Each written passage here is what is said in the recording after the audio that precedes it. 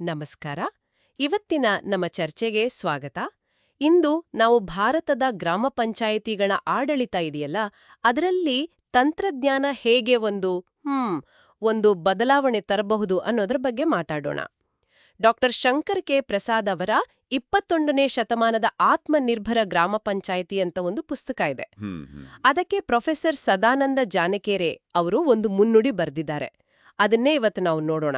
ಅಂದ್ರೆ ಈ ಸ್ಥಳೀಯ ಆಡಳಿತದಲ್ಲಿ ಟೆಕ್ನಾಲಜಿಯ ನಿಜವಾದ ಶಕ್ತಿ ಏನು, ಅದನ್ನ ಪ್ರಾಕ್ಟಿಕಲ್ ಆಗಿ ಹೇಗೆ ತರಬಹುದು, ಇದೇ ನಮ್ಮಿವತ್ತಿನ ಗುರಿ.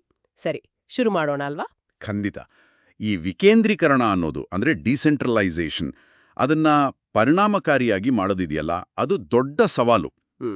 ಹಳೆ ವಿಧಾನಗಳನ್ನು ಬಿಟ್ಟು ಈ ಟೆಕ್ನಾಲಜಿ ಹೇಗೆ ಹೊಸ ದಾರಿಗಳನ್ನು ತೋರಿಸುತ್ತೆ ಅನ್ನೋದೇ ಇಲ್ಲಿ ಮುಖ್ಯವಾದ ವಿಷಯ. ಹೌದು. ಈ ಮುನ್ನುಡಿ ಡಾಕ್ಟರ್ ಶಂಕರ್ ಪ್ರಸಾದ್ ಅವರ ಬಗ್ಗೆ ಹೇಳುತ್ತೆ. ಅವರ ಹಿನ್ನೆಲೆ ತುಂಬಾ ವಿಶೇಷವಾಗಿದೆ. ಅವರು ಇಂಟೆಲ್, ಬಾಷ್ನಂತಹ ದೊಡ್ಡ ಅಂತಾರಾಷ್ಟ್ರೀಯ ಟೆಕ್ ಕಂಪನಿಗಳಲ್ಲಿ ಕೆಲಸ ಮಾಡಿದವರು.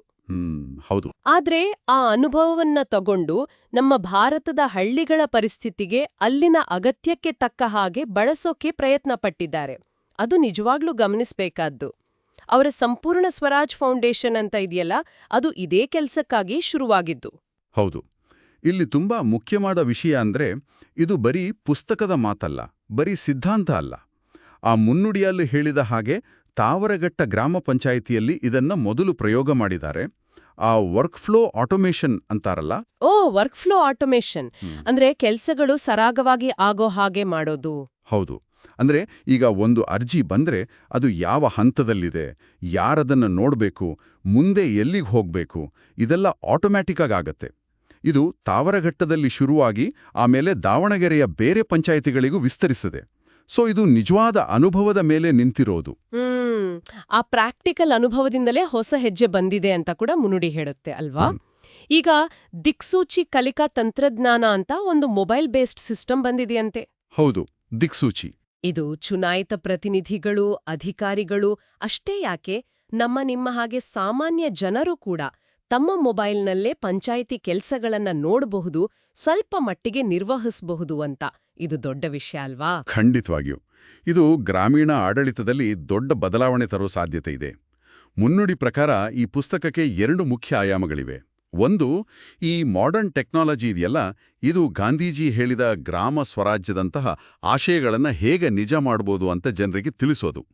ಇನ್ನೊಂದು, ಬಹುಶಃ ಇದಕ್ಕಿಂತ ಮುಖ್ಯವಾಗಿ, ಈಗ ಆಡಳಿತದಲ್ಲಿರೋ ಸಮಸ್ಯೆಗಳು, ಅಡೆತಡೆಗಳು ಇರ್ತಾವಲ್ಲ, ಹೌದು, ತೊಂದರೆಗಳು, ಅವುಗಳನ್ನ ಗುರುತಿಸಿ ಅದಕ್ಕೆ ಈ ತಂತ್ರಜ್ಞಾನ ಹೇಗೆ ಸಹಾಯ ಮಾಡಬಹುದು, ಹೇಗೆ ಸೊಲ್ಯೂಷನ್ ಕೊಡಬಹುದು ಅಂತ ತೋರಿಸೋದು ಪ್ರಾಕ್ಟಿಕಲ್ ಆಗಿ. ಅಂದ್ರೆ ಇದು ಬರೀ ಪಾಲಿಸಿ ಮೇಕರ್ಸ್ ಅಥವಾ ಟೆಕ್ನಾಲಜಿ ಎಕ್ಸ್ಪರ್ಟ್ಸ್ ಮಾತ್ರ ಅಲ್ಲ, ಸಾಮಾನ್ಯ ವೋಟರ್ಸ್ ಮತ್ತೆ ಮುಖ್ಯವಾಗಿ ಯುವಕರು, ಯಾರು ಪಂಚಾಯಿತಿ ಮಟ್ಟದಲ್ಲಿ ಕೆಲಸ ಮಾಡಬೇಕು, ಬದಲಾವಣೆ ತರಬೇಕು ಅಂತಾರೋ ಅವರಿಗೂ ಇದೊಂದು ರೀತಿಯ ಗೈಡ್ ಬುಕ್ ಆಗಬಹುದು. ಖಂಡಿತ.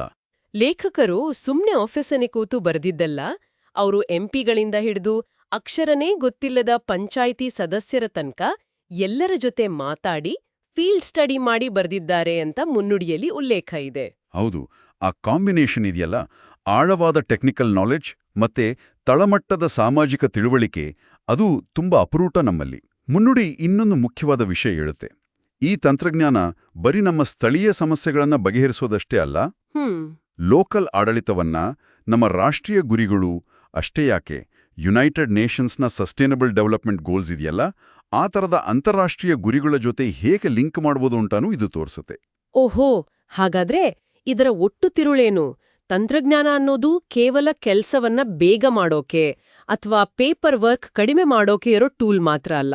ಬದಲಿಗೆ ಸ್ಥಳೀಯ ಮಟ್ಟದಲ್ಲಿ ಆಡಳಿತದ ರೀತಿಯನ್ನೇ, ಅಂದ್ರೆ ಅದರ ಪಾರದರ್ಶಕತೆ, ಜವಾಬ್ದಾರಿ, ಜನರ ಪಾಲ್ಗೊಳ್ಳುವಿಕೆ, ಇದನ್ನೆಲ್ಲ ಮೂಲದಿಂದಲೇ ಬದಲಾಯಿಸೋ ಶಕ್ತಿ ಇದಕ್ಕಿದೆ ಅಂತ ಹೇಳ್ಬೋದಾ? ಖಚಿತವಾಗಿ ಹೇಳಬಹುದು. ಮುನ್ನುಡಿಯ ಒಡನೋಟ ಅದೇನೆ. ಡಾಕ್ಟರ್ ಪ್ರಸಾದ್ ಅವರ ಕೆಲಸದಲ್ಲಿ ಟೆಕ್ನಾಲಜಿಯನ್ನ ಬರೀ ಎಫಿಷಿಯನ್ಸಿ ಹೆಚ್ಚಿಸೋ ಸಾಧನವಾಗಿ ನೋಡ್ತಿಲ್ಲ, ಅದಕ್ಕಿಂತ ಹೆಚ್ಚಾಗಿ ನಿಜವಾದ ಪ್ರಜಾಪ್ರಭುತ್ವ, ಹೆಚ್ಚು ಜನರ ಪಾಲ್ಗೊಳ್ಳುವಿಕೆ ಇರೋ ಮತ್ತೆ ನಿಜವಾಗ್ಲೂ ಪರಿಣಾಮಕಾರಿಯಾದ ಸ್ಥಳೀಯ ಸ್ವರಾಜ್ಯವನ್ನ ಕಟ್ಲಿಕ್ಕೆ ಇದೊಂದು ಮಾಧ್ಯಮ ಆಗಬಹುದು ಅಂತ ಅವರು ತೋರಿಸ್ಕೊಡ್ತಿದ್ದಾರೆ. ಟೆಕ್ನಾಲಜಿ ಮೂಲಕ ಎಂಪವರ್ಮೆಂಟ್. ಇದು ಕೇಳಿದಾಗ ನನಗೆ ಮುನ್ನುಡಿಯಲ್ಲಿ ಹೇಳಿರೋ ಸ್ಯಾಮ್ ಪಿತ್ರೋಡಾ ಅವರ ಮಾತು ನೆನಪಾಗುತ್ತೆ. ಮೊಬೈಲ್ ಫೋನ್ಗಳು ಮೊದಲು ಬಂದಾಗ ಹಳ್ಳಿಯವರಿಗೆಲ್ಲ ಇದ್ಯಾಕ್ ಬೇಕು ಅಂತ ಅಂದೋರಿದ್ರು. ಆದ್ರೆ ಇವತ್ತದು ಎಲ್ರಿಗೂ ಬೇಕೇ ಬೇಕು ಅನ್ನೋ ಹಾಗಾಗಿದೆ. ಹೌದು, ಸರಿಯಾದ ಹೋಲಿಕೆ ಅದು. ಅದೇ ರೀತಿ ಇವತ್ತು ಗ್ರಾಮ ಪಂಚಾಯಿತಿ ಆಡಳಿತಕ್ಕೆ ಈ ತಂತ್ರಜ್ಞಾನಗಳು ಏನಪ್ಪಾ ಇದು ಕಷ್ಟ, ಇದು ಬೇಕಾ ಅಂತ ಅನ್ಸ್ಬೋದು. ಆದ್ರೆ ಭವಿಷ್ಯದಲ್ಲಿ ಇದು ಅಷ್ಟೇ ಮುಖ್ಯವಾದ ಅನಿವಾರ್ಯವಾದ ಪಾತ್ರ ವಹಿಸಬಹುದು ಅಂತ ಮುನ್ನುಡಿ ಸೂಚಿಸುತ್ತೆ. ಆರಂಭದಲ್ಲಿ ಸ್ವಲ್ಪ ಕಷ್ಟ ಆದರೂ ಲಾಂಗ್ ಟರ್ಮ್ ಎಫೆಕ್ಟ್ಸ್ ದೊಡ್ಡದಿರುತ್ತೆ. ಇದೆಲ್ಲ ಕೇಳಿದ್ಮೇಲೆ ಒಂದು ಮುಖ್ಯವಾದ ಪ್ರಶ್ನೆ ಮೂಡುತ್ತೆ. ಈ ಸ್ಥಳೀಯ ಆಡಳಿತದಲ್ಲಿ ತಂತ್ರಜ್ಞಾನದ ಕೊನೆ ಗುರಿ ಏನು? ಕೇವಲ ಸೇವೆಗಳನ್ನ ಸ್ಪೀಡಾಗಿ ಸುಲಭವಾಗಿ ಕೊಡೋದಷ್ಟೇನಾ? ಅಥವಾ ಇದು ಆಡಳಿತದಲ್ಲಿ ಜನರ ಪಾಲ್ಗೊಳ್ಳುವಿಕೆಯನ್ನ, ಸರ್ಕಾರ ಮತ್ತು ಜನರ ನಡುವಿನ ಸಂಬಂಧವನ್ನೇ ಫಂಡಮೆಂಟಲ್ ಆಗಿ ಬದಲಾಯಿಸೋ ತಾಕತ್ತು ಹೊಂದಿದ್ಯಾ? ಇದ್ರ ಬಗ್ಗೆ ಯೋಚಿಸ್ಲಿಕ್ಕೆ ತುಂಬಾ ಇದೆಯಲ್ವಾ? ಖಂಡಿತ. ಅದು ಮುಂದಿನ ಚರ್ಚೆಗೆ ದಾರಿ ಮಾಡಿಕೊಡುತ್ತೆ.